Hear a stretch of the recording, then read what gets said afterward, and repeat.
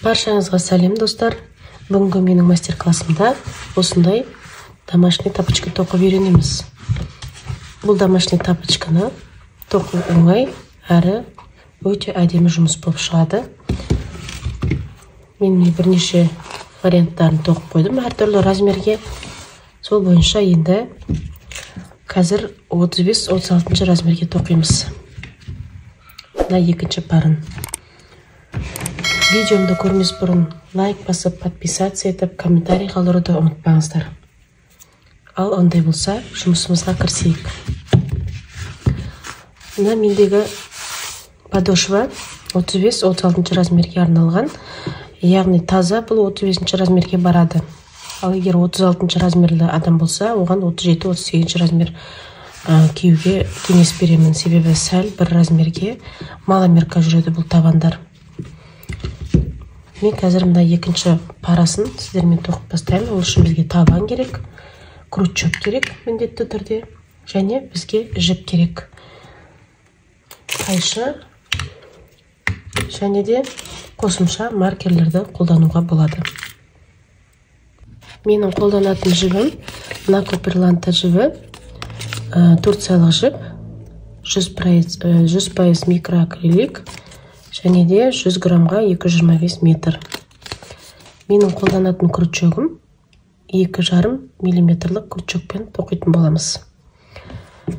Ал енді табанға келетін болсақ, айтып өткендей 35-36 размерлі табанға тоқып жатырмын. Жалпы тура 35 размер киетін ханымдарға барады. Енді жұмыс барысында біз мына нақты ортасын анықтап аламыз. Мына көріп отырғандарыңыздай табанда осындай тігіс болады арнайы. Бұл бізде бамбук табандар. Мына жердегі ең ортасындағы бөлігін аламыз да, осыдан так 6 строчка қалдырамыз. Строчка деп айтайық, мына сызықтарды, тігістерді 6-ын қалдырамыз да, 7-сінен бастап тоқи бастаймыз. 1, 2, 3, 4, 5, 6, міне, мына 7-ші тұрған жіпке тоқып бастаймыз. Крючогымызды кіргіземіз осы жіпке арнайы. Сабағымда егерде ылғиды үзбей қарап жүрген болсаңыздар, каналыма тіркеліп лайк басып, комментарий қалдыруды ұмытпаңыздар. Видео ұнап жатса, міндетті түрде лайк басып кетулеріңізді сұраймын. Бірінші жіпті осылай іліп алып кіргіземіз де, бір петля подъема екеуін бірге қосып тоқим. Бір петля подъем аламыз. Сосын, мына тұрған біздегі қалдығы жіпті әрбір тоқыманың арасына тоқып, бірге тоқып жібереміз. Яғни біздегі мына тұрған сызықтар тұр ғой, міне. Сызықтар емес, жіптер. Осы жіптің әр біреуіне 2 столбик без накида тоқылады, әр қайсысына. Мында біріншім біреу болып есептеледі де, енді қасына тағы бір столбик без накида тоқимын. Келесісіне 2 столбик без накида.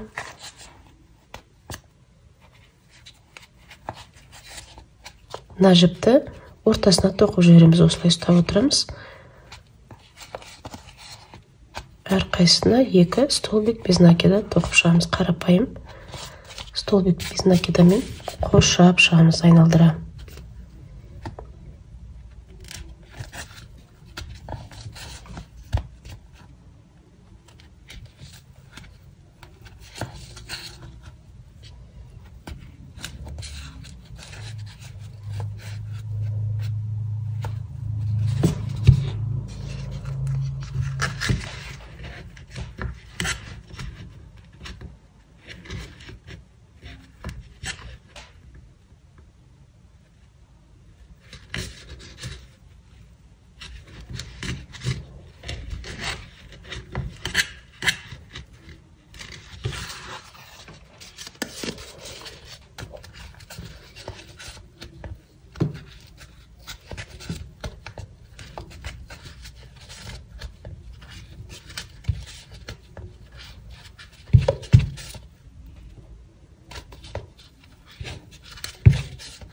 бір шамасы тоқылғаннан кейін мынандай қалдық жіптің соңын керек емес жерінен кесіп тастаймыз.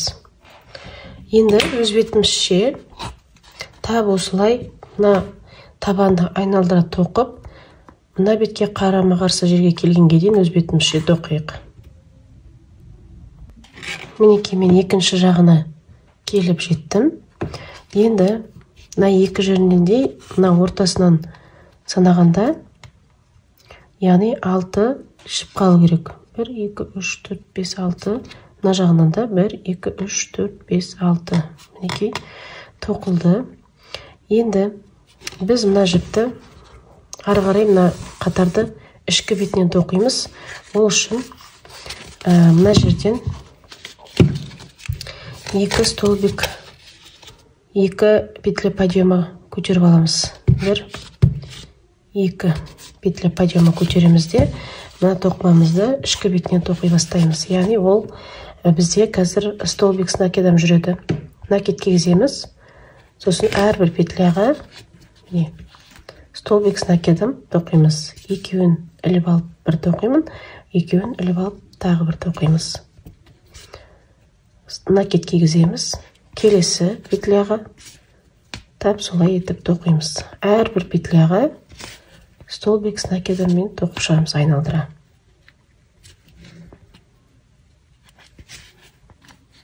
Екеуін бір іліп алып тоқимыз, келесі екеуін бір іліп алып тоқимыз. Накид кигіземіз, жіпті шығарып алып, екеуін бір тоқимыз, екеуін тағы бір тоқимыз.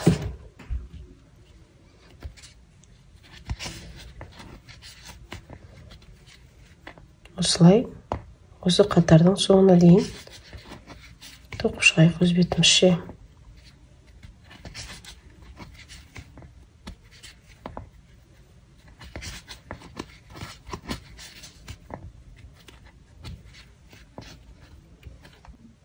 Міне мына қатарды аяқтадық.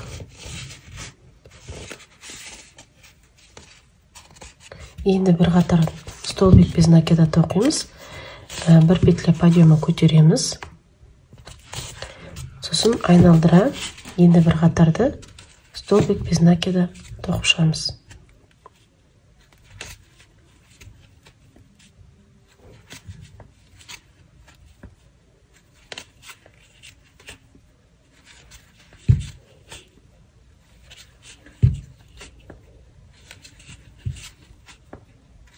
Осылай қатардың соңына дейін тоқимыз.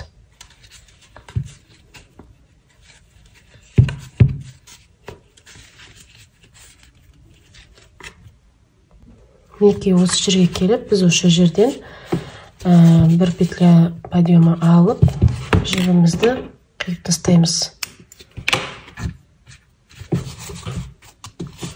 Енді біз қазір мына үстіңгі бетін тоқитын боламыз. Бізде басы жалпақ болғандықтан, біз примерно осылай етіп аламыз. Былай мына жібімізді осылай инемізді қоямыз. Сосын мен қазір бір шетін белгілеп аламын, былай етіп маркермен. Сосын санаймыз. Менде ең бірінші 6 петля болды. Ең бірінші 6 петля тоқыдым. Мына мен есептейміз. 1, ортасына 2 петля қалдырамыз. Екінші, үшіншіден 2 петля қалдырамыз. 3, 4, 5, 6. Яғни 6-шы петля мына жерде болу керек менде. Оны да уақытша белгілеп қоямыз.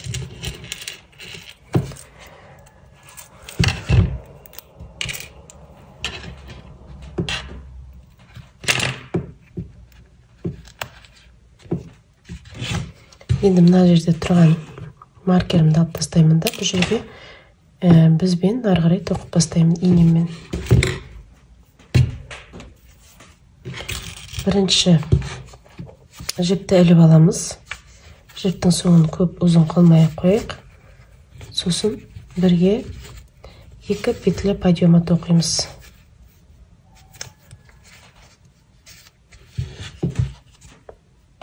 Екі петля подъема тоқимыз да, тап осы жерге бір столбик с накидом тоқимыз. мына менде бірінші петля.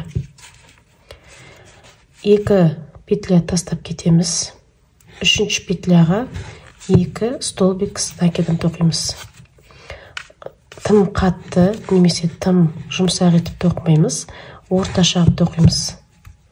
Қатты жұмсақ қылып жерсеңіз тоқуды, онда ол тапочкаңыз кең болып кетуі мүмкін. Ал егер қатты қысып тоқысаңыз тар болып кетеді, сол себепті орташа тоқимыз. Міне 2 петля кетті. 2 петляның ортасына тастаймыз да, үшіншісіне тағы бір 2 столбик с накидом тоқимыз. Біреу, екеу, тағы 2 петля тастаймыз. 2 столбик с накидом тоқимыз.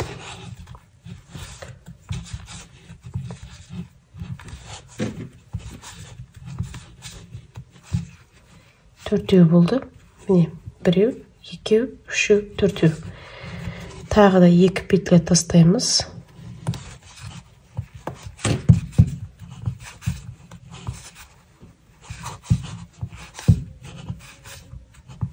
Екеу, енді соңғысы мына жерге тоқимыз.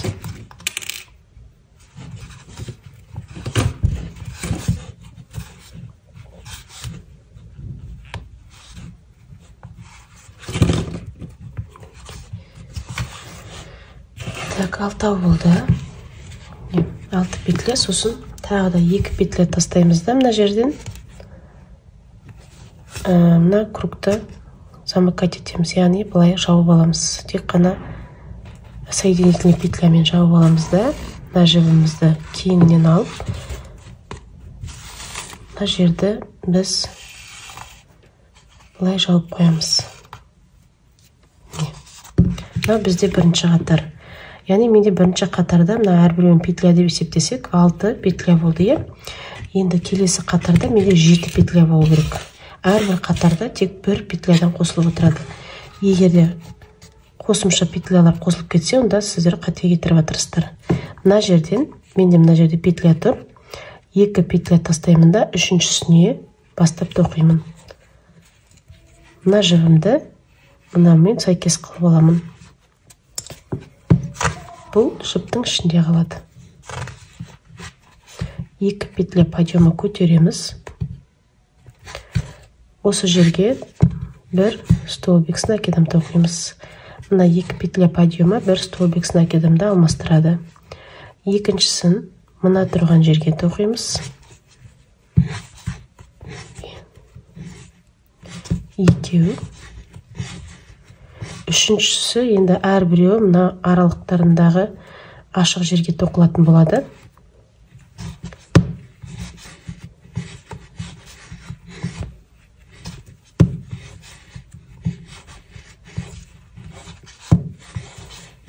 Әрбіреуіне 2 столбик с накидымнан тоқимыз.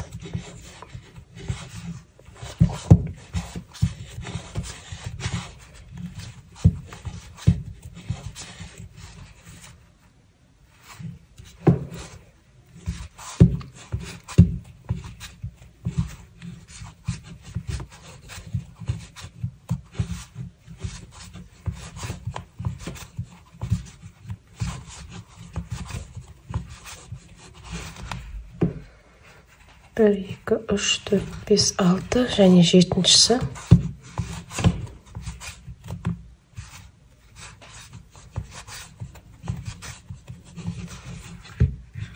Сосын мына шеттен 2 петля тастаймыз да, үшіншісіне соединительный петлямен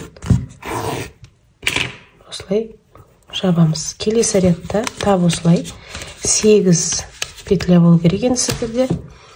Одан кейін 9, 10, 11 деп примерно мына жерде 11 қатар тоқимыз. 1, 2, 3, 4, 5, 6, 7, 8, 9, 10, 11, 12 қатар тоқыған екен. 13 қатар. 13 қатар тоқығаннан кейін кездесеміз. Келесі қатарда тағы да 2 петля тастаймыз да, үшінші петлядан бастап тоқимыз. Енді бұл жерде бір ғана петля подъемы көтереміз. Сосын бірден мына тұрған ашық жерден тоқып бастаймыз. 2 столбик с накидом.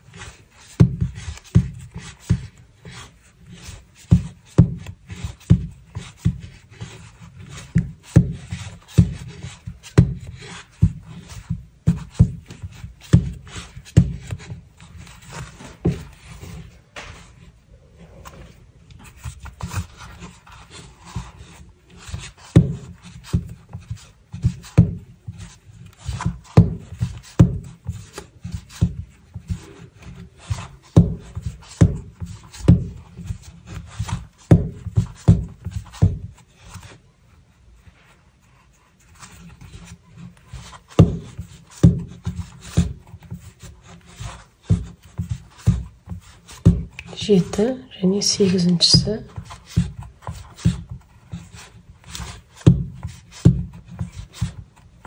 Екі петля қалдырып, үшіншісіне соединительный петлямен жабамызда. Ары қарай енді оң қатарда өз бетімізше тоқып шығайық. Тап осы үшінші қатар ұқсап қайталана береді.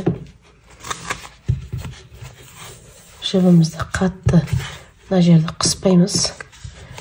Мына боймен алып келеміз.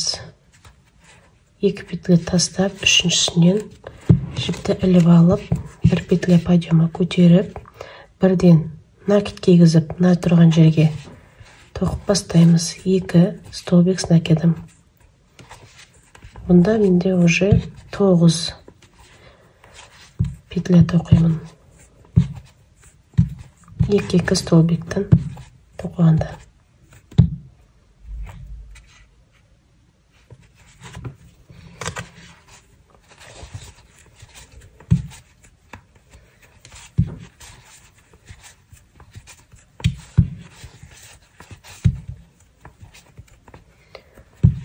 Он үшінші рядта кездескенше өз бетімізше тоқиық.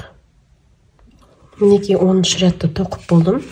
Бізде барлығымызда мына жерде біздің тоқымамыз, мына шеттігіміз аяқталып қалады осылай етіп. Енді келесі рядта тоқу үшін мына тұрған жердегі петляға жібіліп алам да. Бұлай жоғары көтеріп тоқимыз.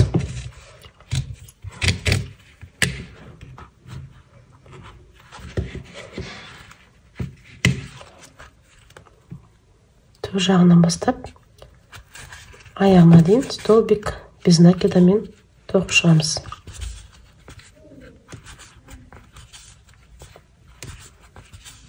Тура мына шеттігі қалай болды, мына жақ шеттігі де тап сондай етіп тоқимыз. Столбик без накидамен бірінші қатар, екінші қатар столбик с накидом. Сосын үшінші қатар қайтадан столбик без накидамен тоқимыз.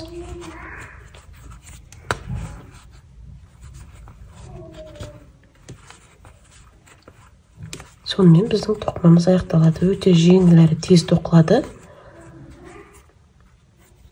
Бір қолдарыңыз жаттығып алса, келесісін жылдам тоқып үйреніп аласыздар.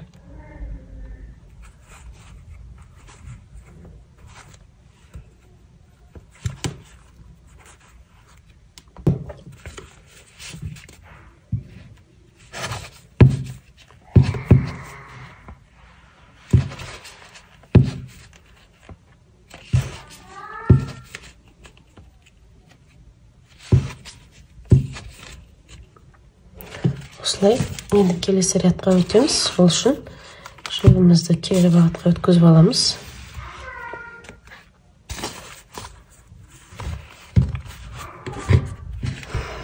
Мына жерден тағы да бір петля алып тоқимыз.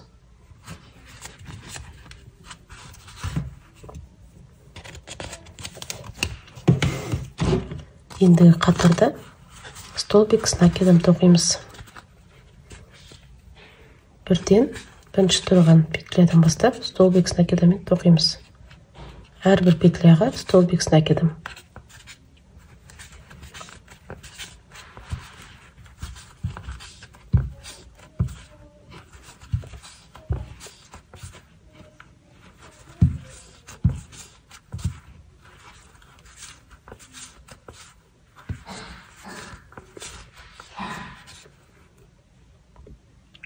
Осымен біздің соңғы рядымыз тоқылады қазір. Ендігі бір қатарда столбик без накида қылып тоқимыз. Сонымен тоқымамыз аяқталады.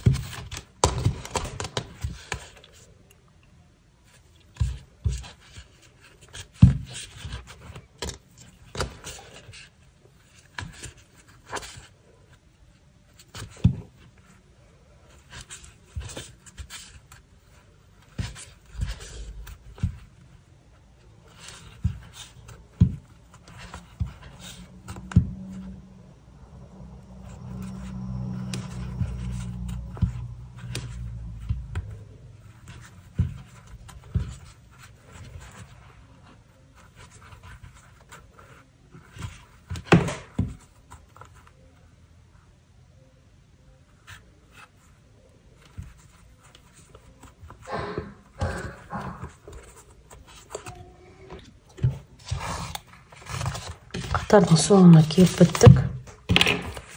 Біздің екі күйеуге арналған тапочкамыз дайын болды.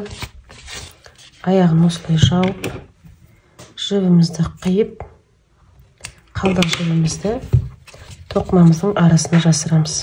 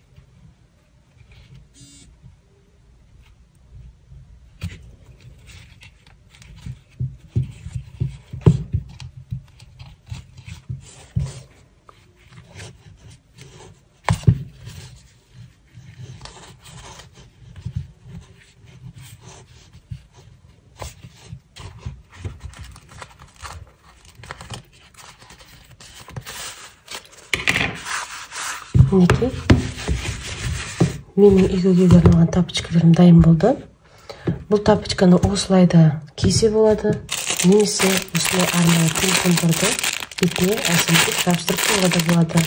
Енді өзіңіздің ыңғайыңызға қарай осылай әдемілеп қоюға да болады. Өте жеңіл әрі жуып кие беретін әдемі екі күйеуге арналған тапочкаларды менімен бірге сіздерде тоқып көріңіздер. Және де басынан бастап видеоны қарағандарыңызға рахмет.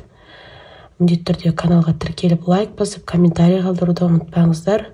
Келесі сабақтарда кездескенше сау саламатта болыңыздар.